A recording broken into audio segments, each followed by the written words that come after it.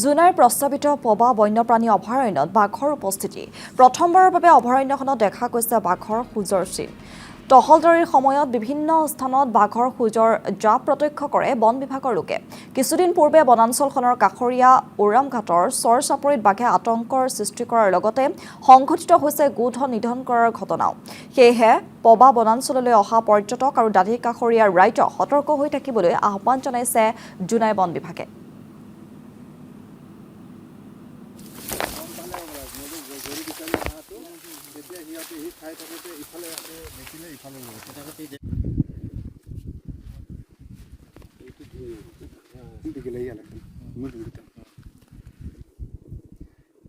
হয় আমি ডিউটি গৈ থকা সময়ত আপোনাৰ ইয়াৰ পৰা আমাৰ 3 মাইল বিট অফিচৰ পৰা পবামুখলৈ ডিউটি গৈ থকা সময়ত ৰাস্তাত বহু ঠাইত মানে আমি ফুটপ্ৰিণ্টটো পাইছোঁ প্ৰায় পোৱালিও আছে আৰু লগতে ধৰি লওক ডাঙৰো পাইছোঁ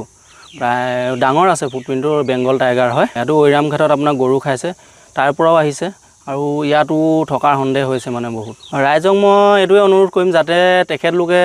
খুব ভাবি চিন্তি মানে ইয়াতে মানে পটককৈ সোমাব নালাগে তেখেতলোকে অলপ চাব লাগে যিহেতু পোৱালিও আছে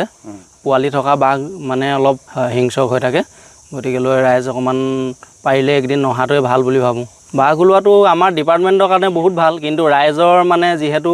এই অঞ্চলটো ইমান মানুহ অহা যোৱা কৰি থাকে যিহেতু অকণমান পিকনিক স্পট টাইপ হয়তো সেইটো কাৰণে মানুহ অহা যোৱা কৰি থাকে কিন্তু ৰাইজৰ কাৰণে মানে অলপ সতৰ্ক হ'ব লাগে আৰু তেখেতলোক